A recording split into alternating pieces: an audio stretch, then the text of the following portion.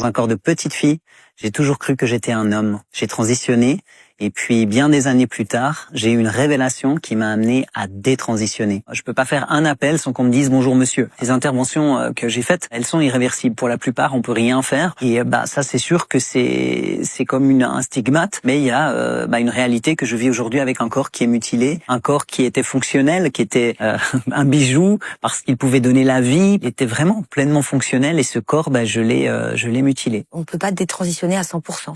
Ah non, on peut pas détransitionner à 100%. Aujourd'hui, en tout cas, c'est impossible. Et je pense pas qu'on pourra le faire demain, puisque de toute façon, il y a des choses qui ont été ôtées qui peuvent pas forcément être remises, et des choses qui ont été mises qui peuvent pas forcément être ôtées. Donc non, c'est une réalité. La chirurgie, ce n'est pas quelque chose d'anodin. Tu regrettes du coup d'avoir fait toute cette opération et d'être devenu Franck? Ah oui, c'est terrible parce que quand je vois les choses comme je les vois aujourd'hui, je me dis mais c'est atroce en fait. Tout était sain, fonctionnel. Comment est-ce qu'on peut même appeler ça de la médecine finalement? On soigne pas, on mutile, on détruit. Ça avait soigné ton mal-être aussi profond.